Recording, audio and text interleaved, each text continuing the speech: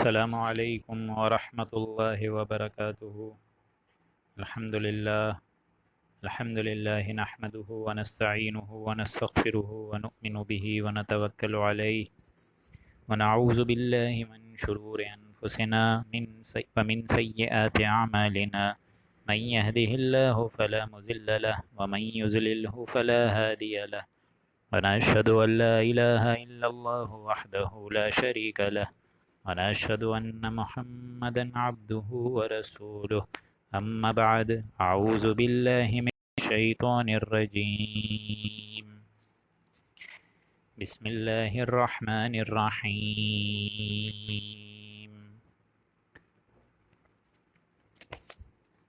وهذا كتاب أنزلناه مبارك فاتبعوه واتقوا لعلكم ترحمون أن تقولوا إنما أنزل الكتاب على طائفتين من قبلنا وإن كنا عن دراستهم لغافلين أو تقولوا لو أنا أنزل علينا الكتاب لكنا أهدى منهم فقد جاءكم بينة من ربكم وهدى ورحمة فمن أظلم ممن كذب بآيات الله وصدف عنها سنجزي الذين يصدفون عن آياتنا سوء العذاب بما كانوا يصدفون رب اشرح لي صدري ويسر لي أمري واحلل عقدة من لساني يفقهوا قولي اللهم إنك عفو كريم تحب العفو فاعف عنا اللهم لا تدع لنا في مقامنا هذا ذنبا إلا غفرته إلا فرجته ولا كربا إلا نفسته ولا ديما إلا قضيته ولا مريضا إلا شفيته ولا ميتا إلا رحمته برحمتك يا عزيز يا غفار آمین یا رب العالمین۔ سامعین محترم، آج اللہ کے فضل و کرم سے سورہ الانعام کا آخری رکوع ہم لوگ انشاءاللہ کرنے جا رہے ہیں، 20واں رکوع۔ جیسا کہ میں نے پہلے بھی عرض کیا تھا کہ اس میں 165 آیات اور 20 رکوع ہیں، اور آج اللہ نے کرتے کرتے ہوتے ہوتے 20ویں رکوع تک پہنچا دیا، اور یہ اس بات کی بھی علامت ہے کہ جو 8واں پارہ ہے وہ بھی انشاءاللہ آج کی نشست کے بعد مکمل تو نہیں ہوگا، لیکن ایٹ لیسٹ 50% جو کہ نصف کہتے ہیں وہ ہو جائے گا۔ کل سے انشاءاللہ العزیز ہماری دوسری اس سب گروپ کی جوڑی کی صورت سورہ مکیات میں سے سورہ الاعراف اسٹارٹ ہو جائے گی انشاءاللہ۔ اس کا بھی مضمون بہت جامع ہے، لیکن یہاں یہ جو مقام ہے قرآن مجید کا، جیسا کہ آپ لوگ کو آج درس قرآن کے سیشن میں نظر بھی آ گیا ہوگا وال پیپرز کے ذریعے سے، کہ جو دین کے اصل اجزاء ہیں اور دین کی جو اصل بنیادیں ہیں، اور ہم کون سا دین اسلام فالو کر رہے ہیں، اور جناب محمد الرسول اللہ اور صحابیوں نے اور اہل ایمان نے کون سا دین فالو کرا، اس کی اصل بنیاد آپ لوگ کو اس ایک رکوع میں نظر آ جائے گی، بالخصوص آخری 2 آیات میں، کہ دین بیسک ہونا کیا چاہیے اور ہم کس دین کی پیروی کر رہے ہیں۔ دیر از اے ہیوج ڈفرینس۔ اب معلوم یہ ہوتا ہے کہ دین ہماری کوشش، ہماری جو زندگی میں آئے گا وہ آئے گا کوشش سے، محنت سے۔ بغیر محنت کے ظاہر بات ہے آسمان سے تو دین نہیں نازل ہو جائے گا، نازل تو ہوگا آپ کی محنت سے، آپ کی کوششوں سے، آپ کے جذبے سے، آپ کی ایثار سے، آپ کی محنت لگن سے۔ تو اسی محنت کا نام ہے کہ جو اللہ کے فضل و کرم سے میں اور آپ روز رات 10 بجے 11 بجے روز ٹیلی کاسٹ پر آپ لوگ آن لائن ہو جاتے ہیں۔ تو اللہ نے آپ سب حضرات کو ماشاءاللہ چنا ہے اپنے دین کی بات سننے کے لیے۔ تو میری آپ سب سے ایک درخواست ہے کہ اس آخری رکوع سورہ الانعام پر صرف اور صرف آدھے گھنٹے کے لیے غور و فکر کریے گا، اور 2 منٹ کے لیے یہ بھی آپ بھول جائیے گا کہ آپ کوئی ڈاکٹر ہیں، آپ انجینئر ہیں، بلکہ ایز اے مسلم ذرا سوچ کے اس رکوع کو سمجھنے کی آج کوشش کریں کہ ہم بحیثیت مسلمان ہے شہادت گو الف میں قدم رکھنا لوگ سمجھتے ہیں آسان ہے، مسلمان ہونا اتنا آسان نہیں ہے، بہت آپ کی اکاؤنٹ فور کرنا پڑتا ہے چیزوں کو اللہ کے ہاں۔ اسی طریقے سے لوگوں کے درمیانی ایک معاملہ ہے، کیا کیا ایک انسان ایک مسلمان ہو کر ذمہ داریوں کا بوجھ اٹھا کر چلتا ہے، وہ آپ لوگ کو اس پورے رکوع میں نظر آ جائے گا انشاءاللہ۔ تو اب ہم لوگ بسم اللہ کرنے جا رہے ہیں۔ اعوذ باللہ من الشیطان الرجیم، بسم اللہ الرحمن الرحیم۔ پچھلی نشست میں ہم لوگ پڑھ چکے تھے کہ جو آخری آیت تھی 154، اس کا لفظی ترجمہ میں آپ لوگ کو بتا دیتا ہوں، اسی کی مناسبت سے آج کا رکوع بسم اللہ کریں گے۔ پچھلی رکوع کی آخری نشست یہ تھی، ثم آتینا موسیٰ الکتاب تماما علی الذی احسن وتفصیلا لکل شیء۔ اسی طریقے سے ہم نے حضرت موسیٰ علیہ السلام کو کتاب دی تھی، یعنی تورات، تماما علی الذی، جس میں تمام اچھی باتیں تھیں، موجود تھیں، عمل کرنے والوں کے لحاظ سے ہم نے اپنی اس کتاب میں بھی نعمت پوری کر دی تھی، وتفصیلا لکل شیء، اور سب احکامات کی تفصیلات واضح کر دی تھیں لوگوں کے لیے، وہدی، اور وہ ہدایت بھی تھی، ورحمہ، اور وہ رحمت بھی تھی لوگوں کے لیے، لعلہم بلقاء ربہم یؤمنون، تاکہ وہ لوگ جو اس کی پیروی کریں وہ اپنے رب کے ملنے پر ان کا ایمان اور زیادہ پختہ ہو جائے، اور زیادہ مضبوط ہو جائے، اور زیادہ جامع اور کامل کی حیثیت تک پہنچ جائے۔ تو اللہ تو کتاب یہی اس لیے دیتا ہے کہ ہم اہل ہدایت کا رستہ اختیار کریں، ہدایت کے پیچھے اپنی زندگیوں پہ بسر کریں، اور اسی معاملے میں انسان اس بات کو کہنے کے قابل ہو جائے کہ ہمیں جب جینا ہے اللہ کے لیے، مرنا ہے اللہ کے لیے، ہمارا چلنا پھرنا، ہمارا اٹھنا بیٹھنا، سونا جاگنا، یہ سب اللہ کے لیے ہونا چاہیے۔ تو ہم تو اللہ والے تبھی بنیں گے جب ہم اللہ کی باتوں کو اپنائیں گے، اللہ کی اچھی اچھی بھی باتوں کو اپنائیں گے، اور اللہ نے جن چیزوں سے روکا ہے ہم لوگوں کو، ہم ان سے بھی بچیں گے۔ یہی ہے دین اسلام۔ اور ایمان کا جو اصل تقاضا ہے وہ بھی یہی ہے کہ جو اس آسمانی کتابیں ان کی پیروی لازماً ہونی چاہیے، 100% پیروی، جزوی نہیں۔ اسی لحاظ سے جب ان لوگوں کو حضرت موسیٰ علیہ السلام اور ان کے فالوورز بنی اسرائیل کو جب اللہ نے تورات دے دی تھی، اب انہوں نے تورات کی قدر نہیں کری، آسمانی کتاب کتاب اللہ کی قدر نہیں کری، تو دیکھ لیں آج ان کا کیا حشر ہے۔ ان کو اسی فرض منصبی سے معزول کر کے اسی فرض منصبی پہ امت محمدی کو اللہ تعالیٰ لے کر آ گیا۔ اور اگر اب یہی امت محمدی اس قرآن مجید کی قدر ادا نہیں کرے گی، اس قرآن مجید کو اپنا امام، رہبر، دوست اور رہنما نہیں سمجھے گی، تو یہی امت مسلمہ کا بھی حال ہوگا۔ اسی لیے دیکھیں آج کا جو رکوع اسٹارٹ ہو رہا ہے وہ اسی قرآن مجید کی ہی بابرکت آیت سے انزلناہ مبارک۔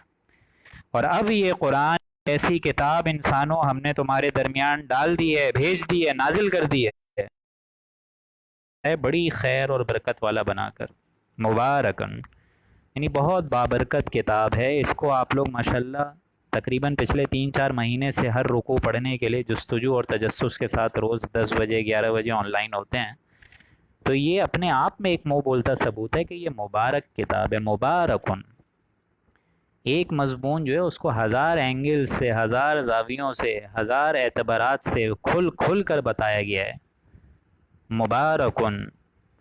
قرآن کا اصل موٹیو انسان کی ہدایت ہے، انسان کی لرننگ ایبلٹی نہیں بڑھانا ہے۔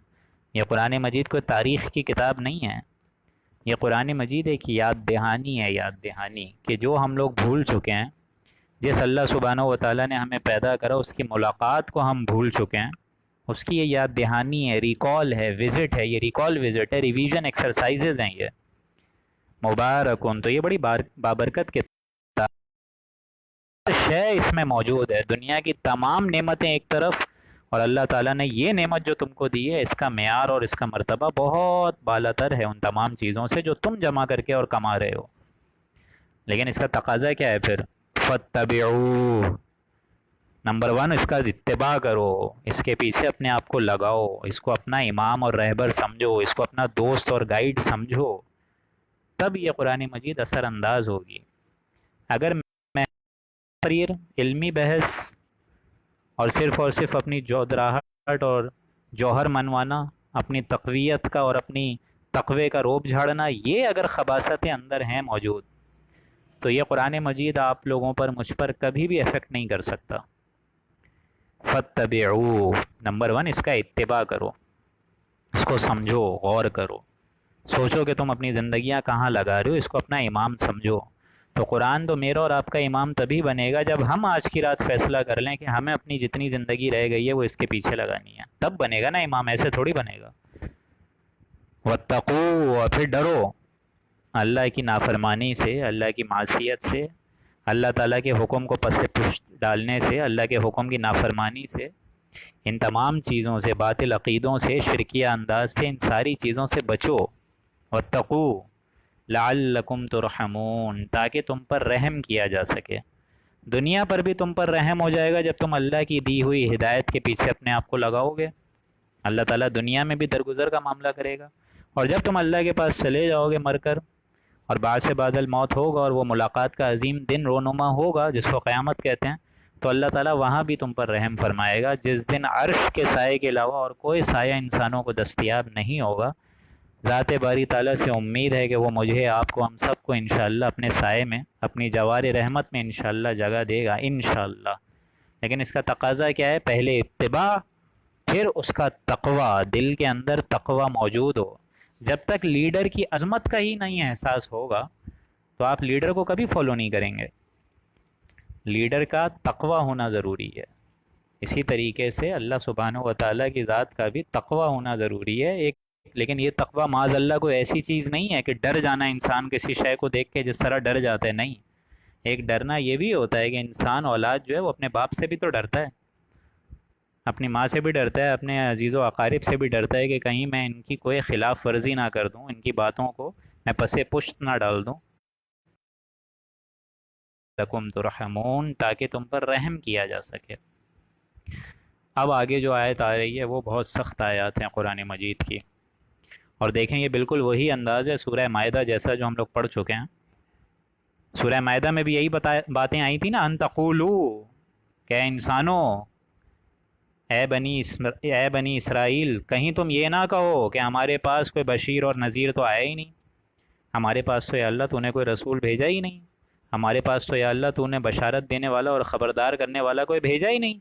ہمارے پاس تو کبھی تو نے ایسا رسول نہیں بھیجا کہ جو کہ ہمیں بتائے کہ یہ کام کرو گے تو جنت میں جاؤ گے، اور ان چیزوں سے بچو گے تو پھر جنت میں جاؤ گے۔ تو سورہ مائدہ میں یہ تفصیلی ذکر آ چکا ہے، ان تقولوا، مبادا تم یہ کہو کہ ہمارے پاس بشیر اور نذیر آیا ہی نہیں۔ اب آپ اس کو سوچ لیں اور اپنے اوپر رکھ کر دیکھیں کہ ہمارے اوپر کتنی ذمہ داری آ گئی ہے اس ایک آیت کی وجہ سے۔ حضور اکرم صلی اللہ علیہ وآلہ وسلم کو جب بھیج دیا گیا اور انہوں نے حق کا حق ہونا ظاہر کر دیا، باطل کا باطل ہونا ظاہر کر دیا، اب بھی اگر میں اور آپ اس عظیم لیڈر کی بات کو نہ سمجھیں اور ان کی کیئر ہی نہ کریں اور ان کے فرض منصبی کو آگے پھیلانے کے لیے تن من دھن کی بازی لگائیں ہی نہیں، تو ہمارا بھی وہی حال ہوگا جو یہودیوں سے ہوا ہے۔ یہودیوں سے بھی یہی کہا گیا تھا نا، ان تقولوا، مبادا تم یہ کہو کہ تمہارے پاس تو کوئی خبردار کرنے والا بھیجا ہی نہیں۔ وہاں یہودیوں سے کہا جا رہا ہے، اب اس ایک آیت نمبر 156 میں مشرکین عرب سے یہ بات کہی جا رہی ہے، ان تقولوا، مبادا تم یہ کہو اے مشرکین عرب، انما انزل الکتاب علی طائفتین من قبلنا، کہ کتاب تو ہم سے پہلے جو دو فرقے تھے، دو گروہ تھے، یعنی یہود و نصارہ، یہودی اور عیسائی، ان کو دی گئی ہے، من قبلنا، ہم سے قبل۔ اللہ نے یہودیوں کو تورات دی، اللہ نے عیسائیوں کو انجیل دی، بائبل دی، اولڈ ٹیسٹیمن دی، یہ ساری کتابیں دی، تو ہم کو کہاں دی اللہ نے؟ ہم سے کس بات کی پوچھ تاچھ ہوگی؟ ہم سے کس بات کی پکڑ ہوگی؟ ان تقولوا انما انزل الکتاب علی طائفتین من قبلنا، کہیں تم اے انسانوں میرے پاس آ کے یہ نہیں کہہ دینا کہ کتاب تو صرف ہم سے پہلے دو فرقوں کو دی تھی، یہود و نصارہ کو دی گئی تھی، وَإِن كُنَّا عَن دِرَاسَتِهِمْ لَغَافِلِينَ، اور ہم ان کے پڑھنے پڑھانے سے ایک دم غافل تھے، ہمیں کیا ایسا پتہ، ہمیں کیا علم، ان کی عمرانی زبان میں پوری کتاب تورات انجیل، ہماری عربی زبان میں، ہماری عربی زبان ان کی عمرانی زبان، ہم کو کیا پتہ ان میں کیا لکھا ہے؟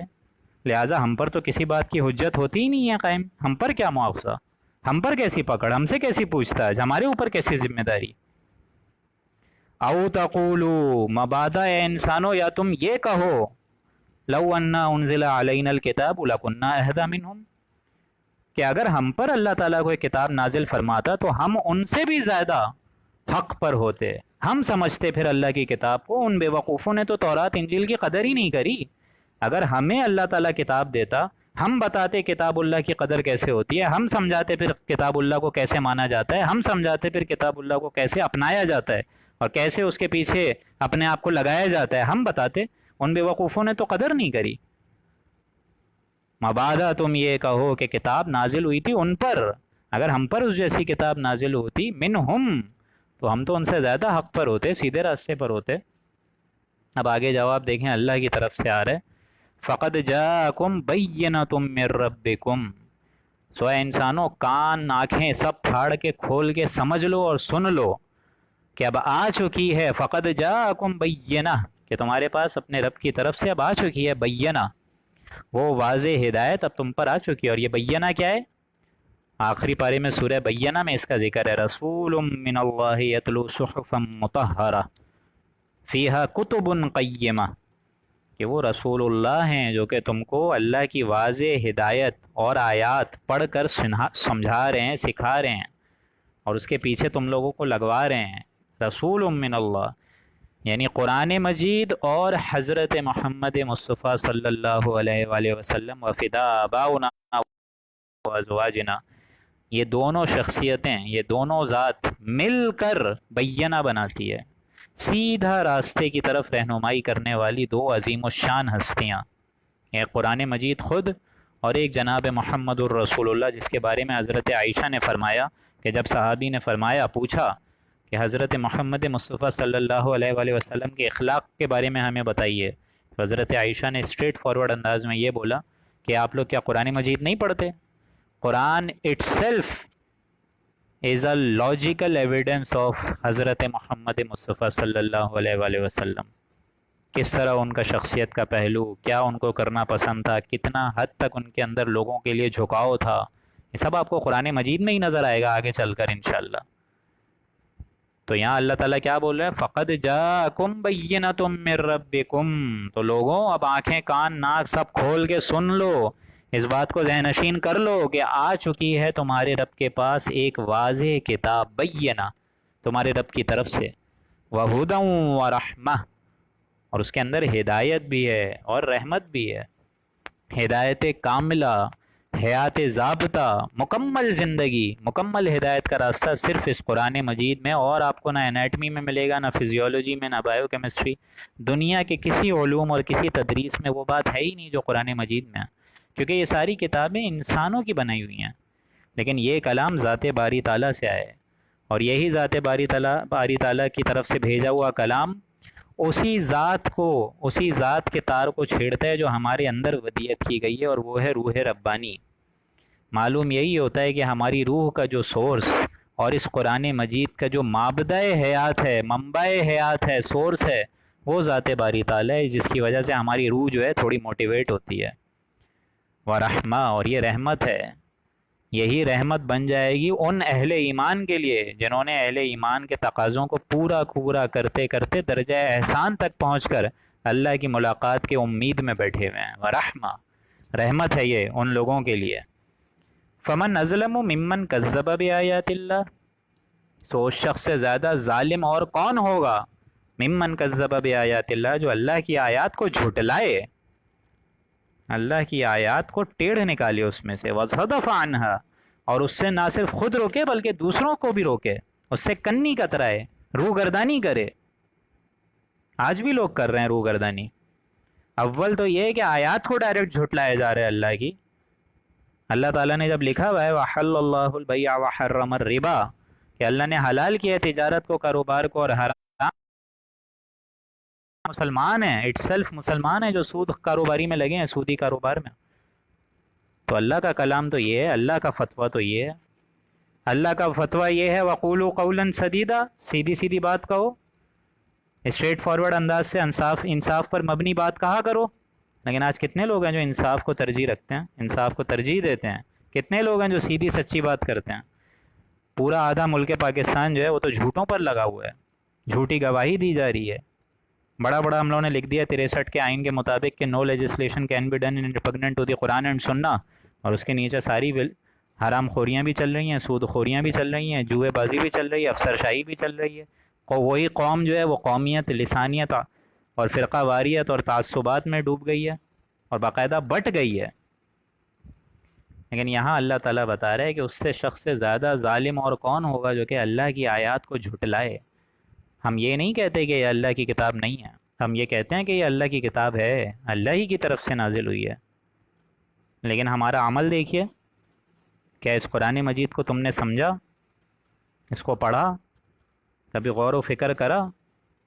قرآن میں ہو غوطہ زن ہے مرد مسلمان، کبھی انسان نے اس میں غوطہ زنی کری ہی نہیں۔ معمولی معمولی کیریئرز کے لیے 30 40 سال کی تعلیم حاصل کر رہا ہے انسان، یہاں سے MBBS کر کے، باہر سے FCPS FRCS، پھر وہاں گئے ہیں امریکہ کینیڈا، وہاں کے ڈپلومیٹ بن کے بیٹھے ہوئے ہیں، قرآن مجید کی بیسک الف بے ہی نہیں پتہ۔ کذب بآیات اللہ، جھٹلاتے ہیں ہماری آیات کو، ہماری آیات کو سیریس نہیں لیتے، اس میں جو باتیں کہی گئی ہیں اس کو اپناتے نہیں ہیں، ہمیشہ اس کو پس پشت ڈالتے ہیں ایسے لوگ۔ وصدف عنہا، اور لوگ اس سے کنی بھی کتراتے ہیں۔ تم دیکھو گے انسانوں، لوگ روکیں گے بھی دوسروں کو، خود بھی روکے رہتے ہیں اور دوسروں کو بھی روکتے ہیں۔ آج بھی لوگ آپ کو مل جائیں گے ایسے، ذرہ بھر کوئی انسان، کوئی نیک انسان، ہمارا اللہ کا بھیجا ہوا بہترین بندہ، اور اگر عالم بننا چاہے، پہلا سوال اس کی فیملی شروع کر دیتی ہے، بھائی کھلاؤ گے کیا؟ بیوی بچوں کو پالو گے کیسے؟ سوالات اٹھتے ہیں، وہ خود بھی روکتے ہیں، دوسروں کو بھی روکتے ہیں۔ وصدف عنہا، کنی کتراتے ہیں لوگ اس سے، ہماری آیات کو سیریس نہیں لوگتے۔ آج بھی ایسے مل جائیں گے آپ لوگوں کو، آپ اللہ کی راہ میں اگر قدم رکھیں کہیں پہ، معمولی سی کوئی کام، کوئی ایکٹیویٹی کریں اللہ کی رضا جوئی کے لیے اور ہدایت کو اپنانے کے لیے، فیملی سے بغاوت شروع ہو جائے گی۔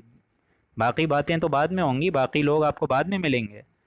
آپ کی فیملی اپنی دشمن بن جائے گی۔ لیکن آج لوگ کرتے ہیں یہ، وصدف عنہا، لوگ خود بھی روکتے ہیں اور دوسروں کو بھی روکتے ہیں۔ کیا کر رہے ہو؟ کہاں جا رہے ہو؟ عالم بن رہے ہو؟ کیا کھلاؤ گے؟ کیا پہناؤ گے؟ یہ باتیں ہوتی ہیں کہ نہیں ہوتی ہیں؟ لیکن دیکھیں اللہ کا قانون کیا ہے آگے، سنجزی الذین یصدفون عن آیاتنا، سو ہم بھی ان لوگوں کو جو کہ ہماری آیاتوں سے روکتے ہیں، یصدفون، خود بھی روکے رہتے ہیں، دوسروں کو بھی روکتے ہیں۔ ذرہ بھر کوئی ایمان کی رمق ملتی ہے تو وہ بھی اس کو پھونکے مار مار کے بجھا دیتے ہیں ایسے لوگ۔ سوء العذاب بما كانوا یصدفون، ان کے اس روکنے کی وجہ سے ہم ان کو سخت سزا دیں گے میدان محشر میں۔ یعنی اللہ تعالیٰ دنیا میں بھی ایسے لوگوں کو مزہ چکھا دیتا ہے، اور پھر آخرت میں بھی اللہ تعالیٰ مزہ چکھائے گا۔ اللہ تعالیٰ ہمارے والدین، ہمارے اہل و عیال کو بھی اس بات کا پابند کرے کہ اگر ہم دین کے لیے کوئی نیک کام کرنا چاہیں تو یا اللہ ان کو بھی ہدایت ہم سے پہلے دے کہ وہ ہمارے دین کے معاملات میں رکاوٹ نہ بنے، خود اللہ بھی ان کو توفیق دے تاکہ وہ سب بھی اور ہم سب بھی اللہ تعالیٰ کی اخروی نجات کا ذریعہ بن سکیں۔ سوء العذاب، اللہ تعالیٰ ایسے لوگوں کو جو کہ روکتے ہیں، دوسروں کو روکتے ہیں، بما کانوا یصدفون، بسبب ان کے روکنے کی وجہ سے سخت عذاب دے گا اللہ۔ هل ينظرون الا ان تأتيهم الملائکہ، بھائی یہ لوگ کس بات کا انتظار کر رہے ہیں، کس امر کے منتظر ہیں کہ ان کے پاس یا تو فرشتے آ جائیں، او یاتی ربک، یا ان کے پاس ان کا رب آ جائے، او یاتی بعض آیات ربک، یا ان کے رب کی طرف سے ان کے اوپر کوئی بڑی بڑی نشانیاں واضح ہو جائیں۔ کس بات کا انتظار کر رہے ہیں یہ لوگ؟ قیامت تو آنی ہے، آج نہیں آئے کل آ جائے گی، کل نہیں آئے گی پرسوں آئے گی، آنی تو ہے، جانا تو ہم سب نے ہے۔ اور معلوم تو یہی ہوتا ہے قرآن مجید کو پڑھ کر کے یہ قیامت کا معاملہ اسی روئے زمین پر ہوگا۔ آگے چل کے آپ لوگ پڑھیں گے آخری پارے میں، وَجَاءَ رَبُّكَ وَالْمَلَكُ صَفًّا صَفًّا وَجِيءَ يَوْمَئِذٍ بِجَهَنَّمَ، کہ تو دیکھے گا اے انسان کہ اللہ تعالیٰ بھی اور تمام فرشتے بھی نازل ہو جائیں گے اسی زمین پہ، اور وہ سارے فرشتے صف کی حالت میں کھڑے ہوں گے، اسٹریٹ لائن میں۔ یعنی جو ہونا ہے اس زمین پر ہی ہوگا، یہیں پر اللہ کا نزول ہوگا، یہیں پر فرشتے صف باندھ کے کھڑے ہوں گے، اور یہیں پر یہ سارا قصہ چکایا جائے گا، کیونکہ اصل روح گردانی اسی زمین پہ ہوئی ہے، ساری جو اللہ کی ڈس اوبیڈینس ہوئی ہے وہ اسی زمین پہ ہوئی ہے، تو اللہ تعالیٰ بھی اسی جگہ پہ یہ معاملہ چکائے گا۔ اللہ کے ہاں ناانصافی کا تو سوال ہی پیدا نہیں ہوتا۔ تو یہ زمین اٹ سیلف گواہی دے گی کہ اللہ تعالیٰ تو نے ہمیں بچھایا، اور تیرے اوپر، تیری اس زمین کے اوپر دیکھو اللہ تعالیٰ کیا ناانصافی ہوئی ہے۔ تو اللہ تعالیٰ تو یہ زمین پہ ہی سارا معاملہ چکائے گا۔ آگے چل کے آپ لوگ سورہ نور میں پڑھیں گے، سورہ طٰہٰ میں پڑھیں گے بلکہ، کہ زمین کوٹ کوٹ کے برابر کر دی جائے گی اور ایک دم ہموار سطح ہوگی، کہیں تم لا عوج لہا، کہیں آپ لوگ ٹیڑھ نہیں دیکھیں گے، کہیں کہیں نہیں، اللہ تعالیٰ یہیں آئے گا۔ تو یہاں مشرکین عرب کو بتائی جا رہی ہے بات کہ تم لوگ کس امر کا منتظر کر رہے ہو؟ کیا ابھی بھی دین کے راستے پہ نہیں آؤ گے؟ کیا ابھی بھی دین کی باقاعدہ جو شریعت ہے اس کو سمجھنے کے لیے نہیں آؤ گے؟ تمہارے پاس وقت کتنا رہ گیا ہے؟ 60-70 سال کی تمہاری زندگی ہو گئی ہے، تم تو موت کے قریب آتے جا رہے ہو، کیا ابھی بھی تمہاری آنکھیں نہیں کھل رہی ہیں؟ حل ینظرون، کس بات کا انتظار کر رہے ہیں یہ لوگ؟ اللہ، سوائے یہ کہ ان تأتیہم الملائکہ، کیا فرشتے آ جائیں یا ان کا رب آ جائے، کہ اللہ تعالیٰ پورا کا پورا نازل ہو جائے اور قیامت کو جو ہے وہ برپا کر دے، او یاتی بعض آیات ربی، کہ اللہ تعالیٰ کوئی نشانیاں جو ہے وہ واضح کرنا شروع کر دے، جس کے بارے میں صحیح حدیث میں آتا ہے کہ حضور نے فرمایا کہ قیامت قائم تب تک نہیں ہوگی یہاں تک کہ سورج مشرق کے بجائے مغرب سے طلوع ہو۔ جب اللہ تعالیٰ ایک آرڈر دے گا اس سے ایک رات قبل سورج کو کہ اب مشرق سے نکلے تھے، اب مغرب میں تم طلوع ہو رہے ہو، اب وہیں پہ ہی رہو، اب اگلی جو تمہاری صبح ہوگی یہ مغرب سے ہی اسٹارٹ ہوگی، مغرب سے ہی اللہ تعالیٰ اس سورج کی ابتدا کر دے گا، طلوع یہ مغرب سے ہوگا۔ اور جب ایسا ہوگا حضور نے فرمایا تو لوگوں اسے مغرب سے طلوع ہوتا جب تم دیکھو گے سورج کو تو سب ایمان لے آئیں گے، پھر بھی آپ صلی اللہ علیہ وآلہ وسلم نے فرمایا ان کا ایمان لانا کوئی ان کے لیے فائدہ مند نہیں ہوگا، کیونکہ یہ غیب کا معاملہ ہے، غیب کا معاملہ ہے۔ اب تو آپ لوگ قیامت دیکھ رہے ہیں، پھر تو یہاں اللہ تعالیٰ بتا رہے حل ینظرون، کس بات کا انتظار کر رہے ہو کہ کیا فرشتے آ جائیں، اللہ آ جائے، یا کوئی بڑی نشانی آ جائے؟ یوم، جس دن آپ کے رب کی بڑی نشانی آ جائے گی، لا ينفع نفسا ایمانها، تو وہ شخص ایمان لانا کسی کے کام نہیں آئے گا۔ کوئی شخص اس دن 100 کلمے بھی پڑھ لے تب بھی اس کو ایمان جو ہے مفید ثابت نہیں ہوگا۔ اسی لیے حضور نے فرمایا کہ لوگ جب دیکھیں گے مغرب سے طلوع ہوتا ہے اس طرح کا سورج تو سب ایمان لے آئیں گے، سب بآواز بلند کلمہ پڑھیں گے، سب اللہ کے آگے جھک جائیں گے۔ لیکن آپ صلی اللہ علیہ وآلہ وسلم نے پھر یہی آیت فرمائی، لا ينفع نفسا ایمانها،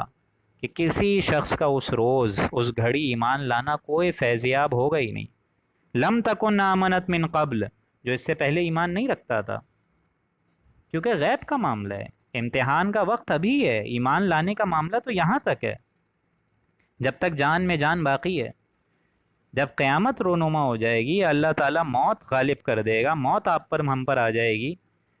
تو جب غیب کا پردہ ہی اللہ اٹھا لے گا، جب سب چیزیں نظر آ رہی ہوں گی، فرشتہ ملک الموت نظر آ رہا ہوگا، اللہ کا عرش نظر آ رہا ہوگا، ساری چیزیں، وہ تو جا کے ہی وہاں پتہ چلے گا، لیکن غیب کا پردہ ہٹ جائے گا تو امتحان تو ختم ہو گیا، اب تو اسٹاپ رائٹنگ بولنے کا وقت ہے اور اللہ تعالیٰ نتیجہ ڈکلیئر کرنے کا وقت ہے، تو امتحان تو پھر ختم، پھر تو کٹر سے کٹر کافر بھی عابد اور زاہد بن جائے گا اللہ کا۔ لیکن یہاں اسٹریٹ فارورڈ انداز میں بتایا جا رہا ہے کہ لا ينفع نفسا ایمانها، اس دن کسی شخص کا ایمان لانا اس روز کام نہیں آئے گا، لم تکن آمنت من قبل، جو اس سے پہلے ایمان نہیں رکھتا تھا، او کسبت فی ایمانہا خیرا، یا اس نے اپنے ایمان میں کوئی نیک عمل نہ کیا ہو، ہاں نیک عمل بھی کیا ہے، ایمان بھی لایا ہے، اس کے لیے تو بھلائی بھلائی ہے، لیکن جس نے عمل ہی نہیں کرا ہو اور عمل سے اوپر چیز ایمان ہی نہیں لایا ہو تو اس کے لیے کس طرح وہ جنت کا ٹھیکیدار بن کے امید لگا کے بیٹھا ہوا ہو؟ قل انتظروا، اے نبی آپ ان سے فرمائیے کہ تم بھی منتظر رہو، انا منتظرون، ہم بھی منتظر ہیں، تم لگے رہو اپنے شرکیہ عقائد میں، اپنے باطل عقیدوں میں، اور ہم بھی اللہ سبحانہ و تعالیٰ کی عبادت کرتے رہیں گے۔ تو یہ معاملہ ہے کہ حضور نے بھی پھر یہی فرمایا، بیزاری اتنے حد تک پہنچ گئی کہ مشرکین عرب تو کوئی بات سمجھنے کو تیاری نہیں، تو اینڈ رزلٹ کیا ہے؟ قالوا سلامہ، آپ ان کو بولیں سلام،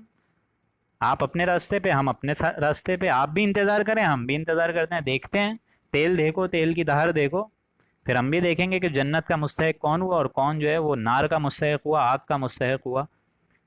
ان الذین فرقوا دینہم، یہ آیت جتنی اس سے پہلے کی اہم آیات تھی اتنی ہی اہم آیات یہ 3 آیات ہیں جو اب اینڈ میں آ رہی ہیں، 3 سے 4 آیات۔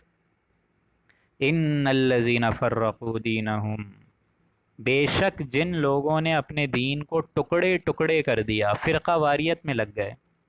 ایک قوم قومیت بن گئی لسانیت کی بنیاد پہ، فرقہ واریت کی بنیاد پہ، تعصبات کی بنیاد پہ، ایک پگڈنڈی سے آف شوٹنگز ہو گئی۔ جس طرح میں نے آپ کو بتایا وحدانیت کا ایک معاملہ ہوتا ہے نا، وحدت ادیان، اس سے الگ الگ اگر آف شوٹس نکل جائیں، اسپرنگز الگ الگ نکل جائیں، پگڈنڈیاں الگ الگ نکل جائیں تو انسان کہیں اور چلے آتا ہے۔ دین اسلام، الاسلام جو ریلیجن ہے وہ تو ایک ہی تھا، کان الناس امتا واحدہ، کہ تمام لوگوں کے لیے امت ایک ہی تھی، واحد تھی، اور وہ تھا دین صراط مستقیم۔ تو جو لوگ صراط مستقیم سے الگ ہو گئے، ان الذین فرقوا دینہم، بے شک جن لوگوں نے اپنے دین کو الگ الگ کر دیا، وکانوا شیعا، اور وہ گروہ گروہ بن گئے، ایک گروہ الگ کو نکل گیا، ایک گروہ الگ، فی شیء، اے نبی آپ کا ان سے کوئی تعلق نہیں ہے۔ پھر یہ لوگ لگاتار 100 بہانے اور معذراتیں کہ ہم تو اللہ کے نبی کے چہیتے ہیں، we are the chosen people of the Lord, اور اس کی آڑ میں جو ہے سارے کے ساری فرقہ واریت بھی جنم لے رہے ہیں۔ اس کی تشریح اور اس کا موضوع بڑی خوبصورت حدیث میں آتا ہے کہ حدیث میں حضور اکرم صلی اللہ علیہ وآلہ وسلم نے اس کو اس طریقے سے واضح فرمایا کہ آپ نے اپنے ہاتھ مبارک سے ایک خط کھینچا زمین پر، مطلب ایک سیدھی ڈنڈی کھینچی، اور اللہ تعالیٰ کے بارے میں فرمایا، لوگوں کو دیکھ کر یہ بتایا کہ یہ لوگوں اللہ کا سیدھا راستہ ہے، اور اسی سیدھی ڈنڈی پہ حضور اکرم صلی اللہ علیہ وآلہ وسلم نے چند خطوط اس کے دائیں اور بائیں جانب کھینچے، یعنی الگ الگ ڈنڈیاں کھینچی، آف شوٹنگز کھینچی، اور پھر فرمایا کہ یہ وہ راستے ہیں جو تم پر الگ الگ چیزوں کی طرف بلاتے ہیں، اور یہ وہ راستے ہیں جن پر شیطان بیٹھا ہوا ہے، اور وہ تم کو ان راستوں کی طرف بلاتا ہے تاکہ تم الگ الگ راستے سے ہٹ کے دین صراط مستقیم سے منحرف ہو جاؤ۔ پھر آپ صلی اللہ علیہ وآلہ وسلم نے فرمایا، تلاوت دی اسی آیت کی جو ہم لوگوں نے کل پڑھی تھی، وَلَا تَتَفَرَّقُوا، آپ کو یاد ہوگی وہ آیت، وَلَا تَتَّبِعُوا السُّبُلَ فَتَفَرَّقَ بِكُمْ عَنْ سَبِيلِهِ، کہ لوگوں تم الگ الگ راہ سے مت ہٹا کرو، سیدھی راہ سے ہوتے ہوئے الگ الگ راہ کی پیروی مت کیا کرو، ورنہ تم دین حق سے منحرف ہو جاؤ گے، الگ راستوں پہ چلے جاؤ گے۔ 5 ڈگری کا اینگل ہوگا، آگے چل کے 50 ڈگری الگ اینگل پہ جا کے دین کی تربیت کر رہے ہوگے، دوسروں کو غلط دین بتا رہے ہوگے۔ اس لیے یہاں فرمایا ان الذین فرقوا، جن لوگوں نے اپنے دین کو ہی فرقہ واریت میں کنورٹ کر دیا، الگ الگ مسندیں ہو گئیں، الگ الگ چودراہٹیں ہو گئیں، الاسلام کو سب بھول گئے اور فرقوں کو جنم دے دیا، مکانو شیعہ، اور گروہ گروہ بن گئے، لست منہم فی شیء، اے نبی آپ کا ان سے کوئی تعلق نہیں ہے۔ پھر آپ یہ نہیں کہیے گا کہ اے نبی آپ کو پھر جو بندہ ہے یہ میرا زیادہ متقی تھا، یا یہ جو بندہ ہے یہ زیادہ فالوور تھا، نہیں، یہ معاملہ اللہ اور بندے کے درمیان ہے۔ اللہ نے اگر اے نبی آپ کے بتائے ہوئے راستے پہ اور ہمارے بتائے ہوئے راستے پہ زندگی گزاری تو ہم تو آٹومیٹک اس کو جنت میں لے کر چلے جائیں گے، اور محض اپنی عقیدوں پہ، اپنی مسندوں پہ، اپنی وشفل تھنکنگز پہ یہ سوچتے رہے کہ we are the chosen people of the Lord, اور ہم جو ہیں امت محمدی ہیں اور ہمارے پاس اللہ کی کتاب ہے، اور سیدھے راستے کو ہٹ کے دوسرے راستے کی پیروی کری، تو ان کا پھر اے نبی آپ سے کوئی تعلق نہیں ہے۔ اور چنانچہ یہ ہوگا میدان محشر میں کہ یہ باقاعدہ روایات سے ہمیں پتہ چلتا ہے کہ لوگ کچھ ایسے نازل ہوں گے اللہ کے نزدیک، اللہ کے پاس موجود ہوں گے، جن کی بڑی بڑی داڑیاں ہوں گی، بڑے بڑے امامے ہوں گے، اور ٹخنوں سے اوپر شلواریں ہوں گی، لیکن جب یہ سارے کے سارے لوگ جب جائیں گے حضور اکرم صلی اللہ علیہ وآلہ وسلم کے پاس ملاقات کرنے، تو حضور نظریں پھیر لیں گے اور حضور فرمائیں گے کہ میرا تم سے کوئی معاملہ نہیں ہے، کیونکہ تم نے میرے جانے کے بعد دین میں غلو پیدا کرا، دین کی پگڈنڈیاں نکالیں، الگ الگ راستے پہ چلے۔ یہ جو آج قادیانی کا فرقہ ہے جو کہ بولے جا رہے ہیں کہ ہم زیادہ امت محمدی ہیں، خیر امت محمدی کو تو وہ تو مانتے ہی نہیں ہیں، ان کی جو الگ الگ کتابیں ہیں، اللہ اکبر، اللہ معاف کرے، ایسی ایسی کتابیں گالم گلوچ لکھی ہوئی ان کتابوں میں، یہ جو غلام احمد قادیانی نے لکھی ہیں، اللہ تعالیٰ ایسی فرقہ واریت سے ہم کو بچائے۔ لیکن حضور فرمائیں گے کہ میرا تم سے پھر کوئی معاملہ نہیں ہے بھائی، تم اپنے راستے پہ تھے، میرا راستہ تو سیدھا تھا، تم نے دین میں میرے جانے کے بعد غلو پیدا کیا، ٹیڑھ پیدا کیا، ادھر ادھر پگڈنڈیاں نکالی، تو اب انہی سے ہی، جن پگڈنڈیوں کو تم نے فالو کیا ہے، جو تمہارے امام ہیں، انہی سے جا کے استغاثہ کرو، انہی سے جا کے معاملہ اپنا ڈیل کرو، میرے پاس نہیں آؤ پھر۔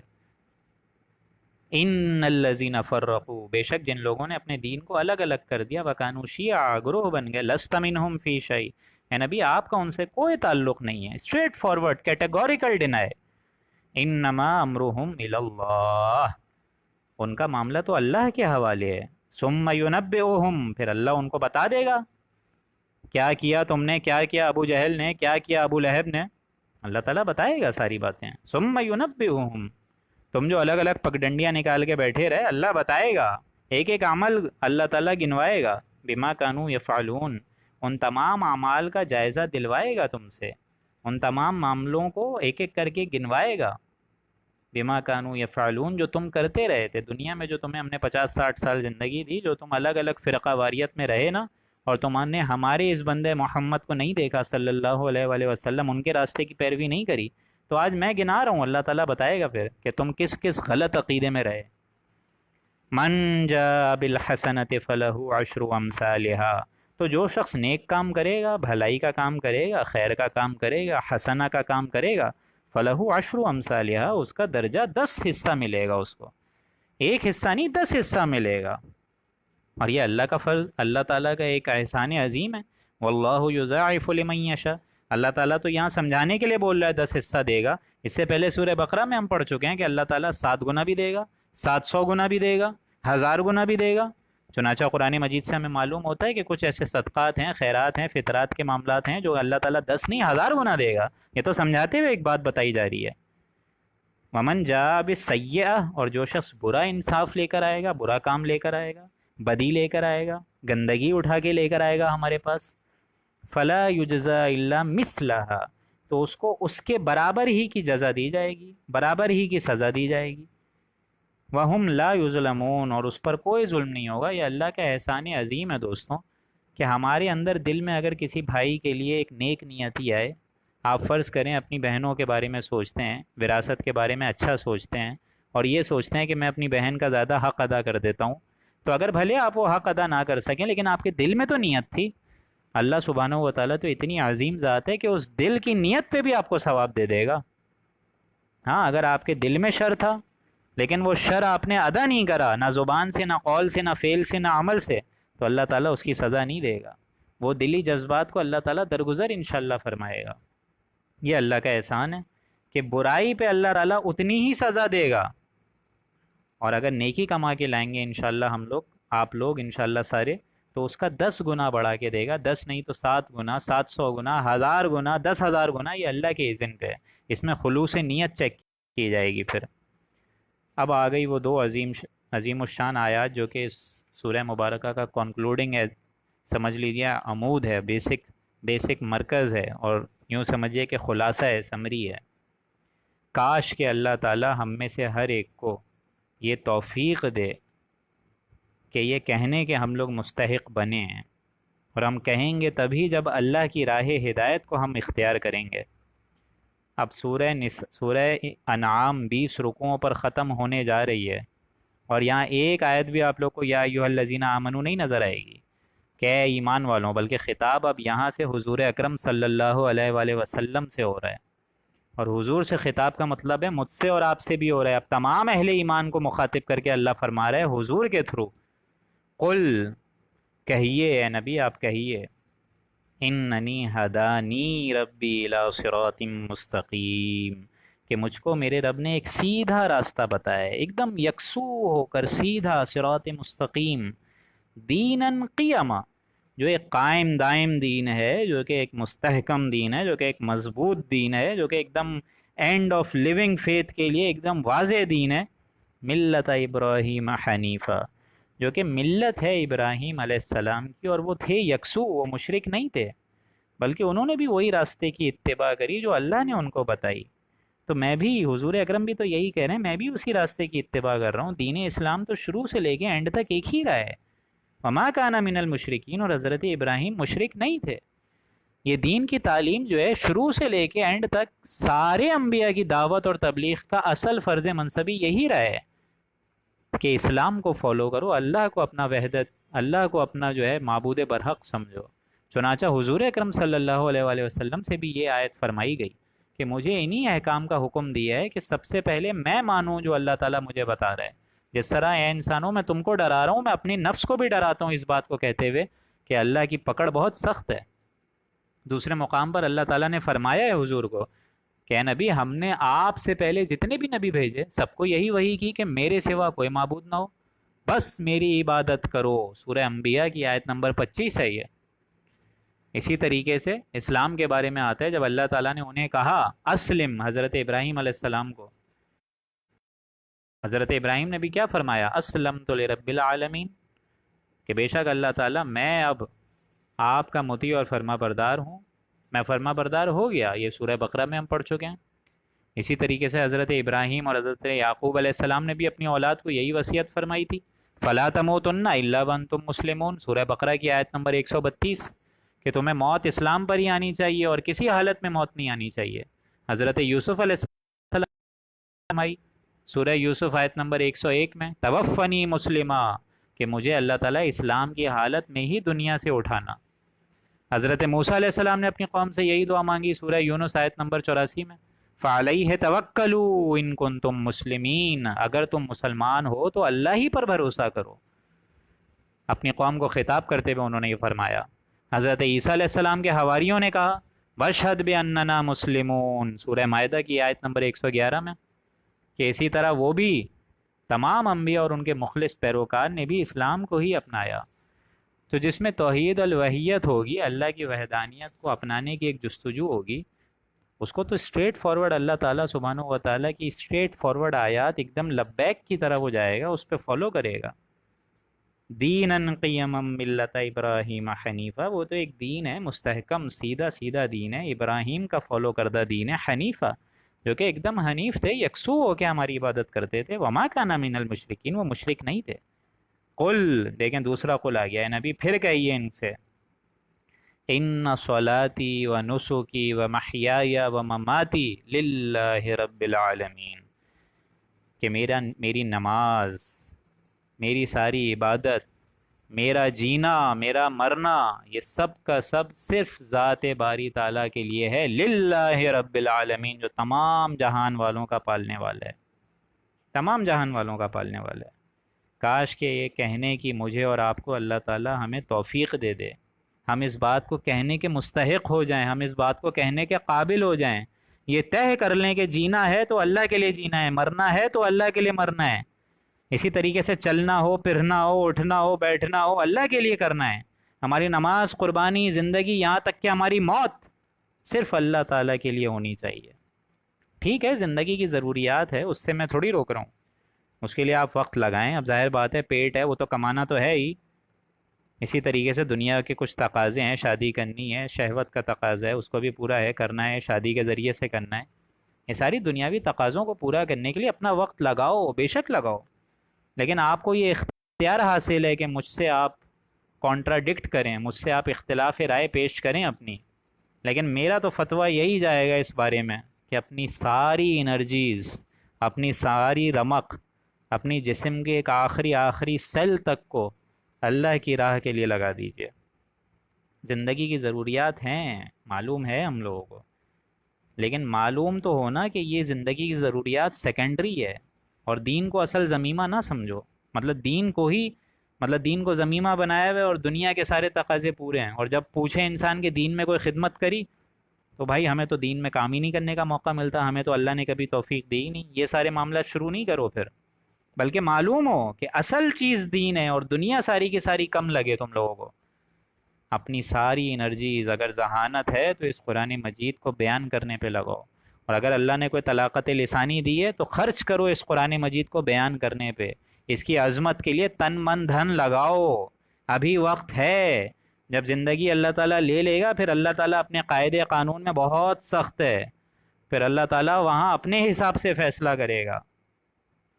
تو ہونا تو یہی چاہیے کہ ہماری نماز، قل انا صلاتی، کہ ہماری نماز، ہماری قربانی، ہمارا جینا، ہمارا مرنا، ہمارا چلنا، ہمارا پھرنا، ہمارا سونا، ہمارا جاگنا، ہمارا اٹھنا، ہمارا بیٹھنا، یہ سب اللہ تعالیٰ کے لیے ہونا چاہیے اور کسی کے لیے نہیں ہونا چاہیے۔ للہ رب العالمین، جو کہ تمام جہان والوں کا رب ہے، لا شریک لہ، جس کے علاوہ کوئی شریک نہیں ہے۔ تم نے اپنی وشفل تھنکنگ سے محبتیں، عقیدتیں گڑھی ہوئی ہیں، تم نے امریکن سے دوستی کری ہوئی ہے کہ یہ ہمیں بچائیں گے، تم نے الگ الگ معبود برحق کے ساتھ دوسرے الہوں کو ملایا ہوا ہے، اور جاتے ہو عزتیں طلب کرنے ان سے، جبکہ اللہ کے پاس فَإِنَّ الْعِزَّةَ لِلَّهِ جَمِيعًا، کہ اللہ تعالیٰ کے پاس ساری عزت ہے، تم ادھر ادھر اللہ کے باغیوں سے دوستی کرتے پھر رہے ہو، جن کا خود فیملی سسٹم ایک دم کولیپس ہو چکا ہے، ان سے جا کے فیملی سسٹم کی امیدیں لگا کے بیٹھے ہو، جن کا وہاں پتہ ہی نہیں ہے کہ امریکن کی ایک عورت ہے یا بیوی ہے یا بیٹا ہی ہے یا بچی ہے یا بہن ہے، کچھ پتہ ہی نہیں ہے، ان سے جا کے محبتیں لگا رہے ہو۔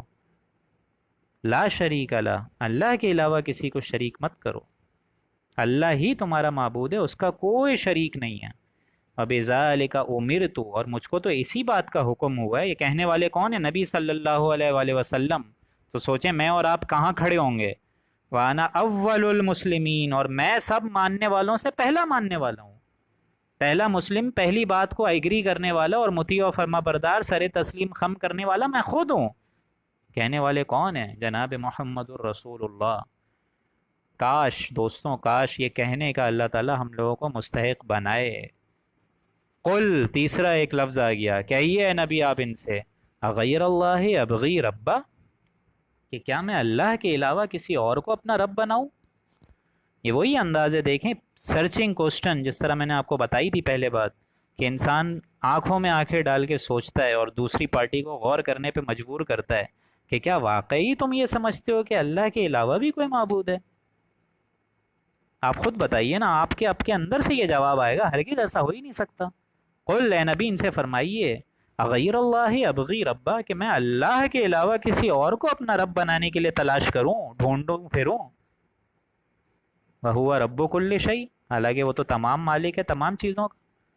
وہ مالک ہے ہر شے کا، ہر چیز کا، ساری چیزوں کا قبضہ، قدرت، اختیار مطلق اس کا ہے۔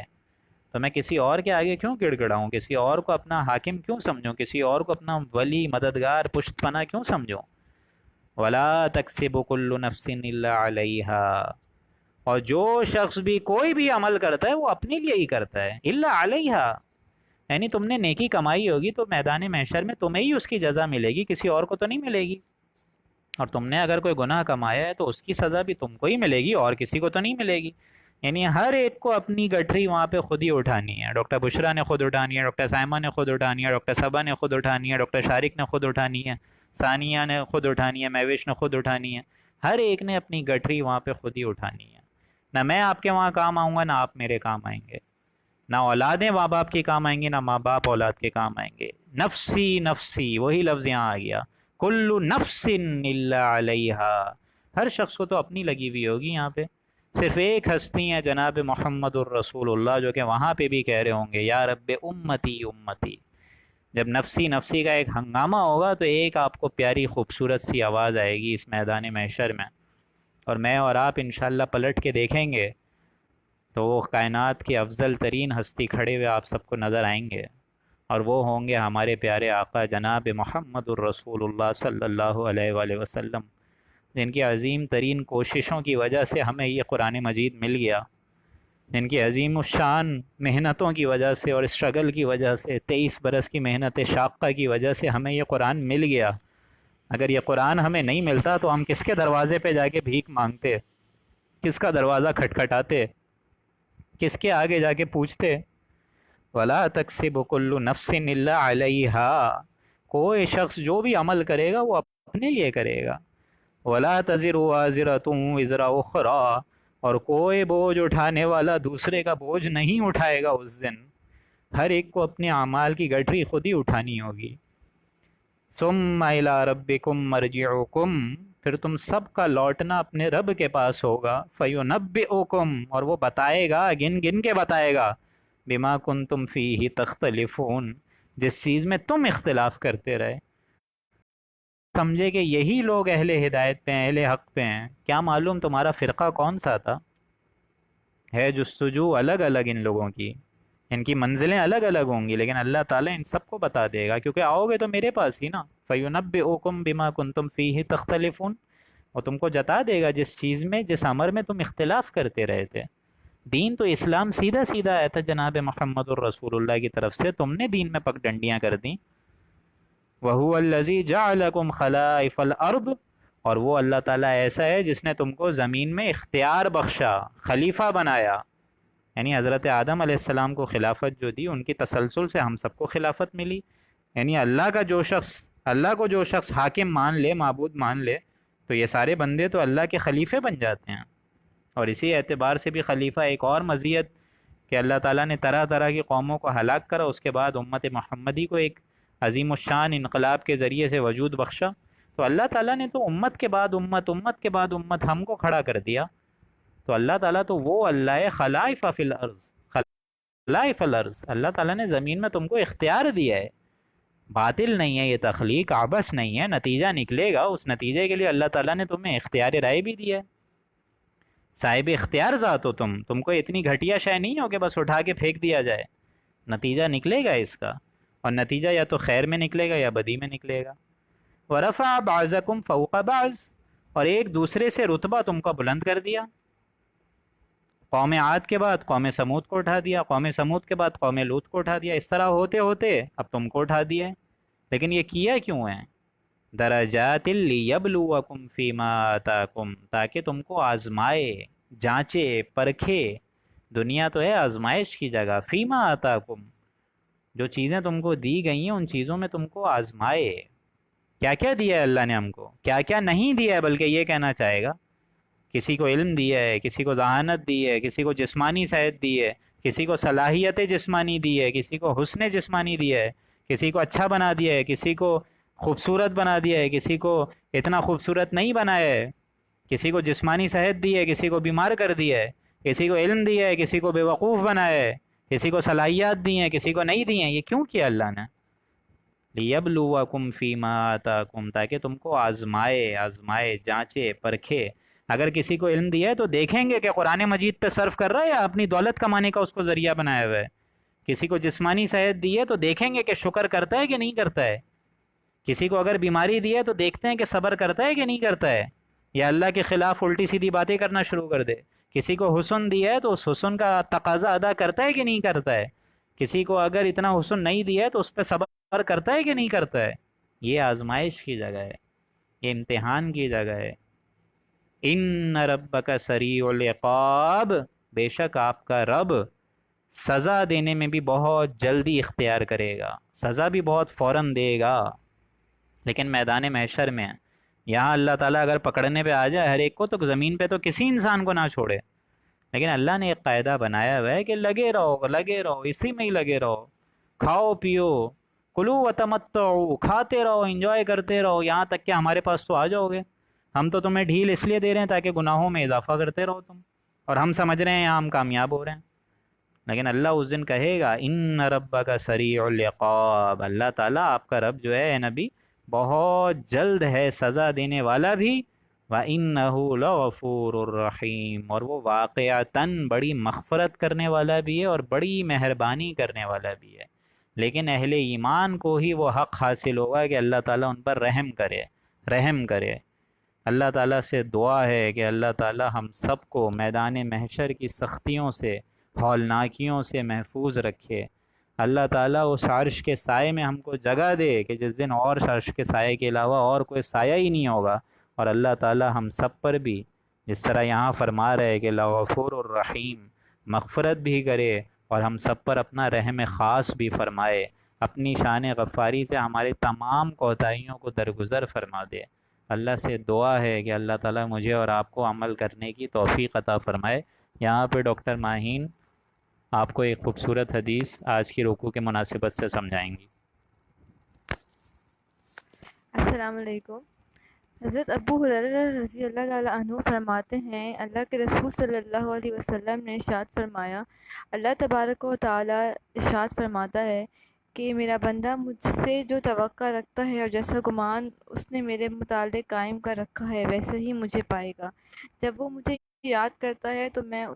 اس کے ساتھ ہوتا ہوں، اگر وہ مجھے تنہائی میں یاد کرتا ہے تو میں بھی اسے تنہائی میں یاد کرتا ہوں، اور اگر وہ مجھے کسی جماعت کے ساتھ بیٹھ کر یاد کرتا ہے تو میں ان سے بہتر جماعت میں اس کو یاد کرتا ہوں۔ اگر وہ میری طرف ایک بالش بڑھتا ہے تو میں اس کی طرف ایک ہاتھ بڑھ جاتا ہوں، اور اگر وہ میری طرف ایک ہاتھ بڑھتا ہے تو میں اس کی طرف 4 ہاتھ بڑھتا ہوں، اور اگر وہ میری طرف آہستہ آہستہ آتا ہے تو میں اس کی طرف دوڑ کر جاتا ہوں۔ اور جگہ فرمایا، حضرت سلمان فارسی رضی اللہ تعالیٰ عنہ سے روایت ہے کہ رسول اللہ صلی اللہ علیہ وسلم نے ارشاد فرمایا، اللہ تعالیٰ حیادار اور سخی ہے۔ جب کوئی بندہ اپنے دونوں ہاتھ اس کے سامنے پھیلاتا ہے تو ناکام اور خالی ہاتھ لوٹانے سے اسے شرم آتی ہے۔ اللہ تعالیٰ ہمیں ان لوگوں میں شامل فرمائے جو اللہ تعالیٰ کا بہت ذکر کرتے ہیں اور اللہ تعالیٰ سے بہت مانگتے ہیں اور دعا کرتے ہیں اور اللہ تعالیٰ سے ڈرتے ہیں۔ آمین۔ جزاکم اللہ خیرہ، اللہ تعالیٰ عمل کرنے کی ہم دوستوں انشاءاللہ العزیز کل سورہ الاعراف اسٹارٹ ہو جائے گی، آغاز ہو جائے گی۔ اور آراف کہتے ہیں بیچ کی جگہ کو، ٹھیک ہے، بیچ کی دنیا مطلب یہ جنت اور دوزخ کے بیچ کے میں جو پھنسے ہوئے لوگ ہوں گے ان کو صاحب اعراف کہتے ہیں۔ صاحب اعراف وہ لوگ ہیں جن کو جنت میں جانے کی امید بھی ہوگی اور دوزخ سے بچنے کا بھی ایک اللہ تعالیٰ کی طرف سے امید ہوگی۔ تو انشاءاللہ العزیز ان لوگوں کا معاملہ پورا سورہ اعراف میں آئے گا، اور یہ انشاءاللہ کل اسٹارٹ ہو جائے گی۔ اور آپ سارے کے ساروں کو میں مبارک سے آپ سارے حضرات نے کوشش کری ہے، میں آپ سب کی کوششوں کا مشکور ہوں، اور بہت میں آپ سب کا خواہش مند ہوں کہ آپ لوگ انشاءاللہ اگلی جو صورت ہے اس کو بھی اسی عزم و مصمم کے ساتھ سنیں گے، اور جس طرح دوسرے ہمارے فالوورز ہیں، لسنرز ہیں، امید تو یہی رہے گی کہ انشاءاللہ اللہ اتنی صلاحیتیں دے کہ ہم لوگ اس کو اگلے سال سے پہلے پہلے انشاءاللہ مکمل کر رمضان کی بابرکت ساعتوں کو ہم دونوں ہاتھوں سے انشاءاللہ پورا کرنے کی کوشش کریں، اور اس کی رحمتوں کو لپیٹنے کی اور گھیرنے کی توفیق ہمارے اندر اس سے بیدار ہو جائے۔ بارک اللہ لنا ولکم فی القرآن العظیم ونفعنی وإیاکم بالآیاتہ والذکر الحکیم، صدق اللہ العظیم۔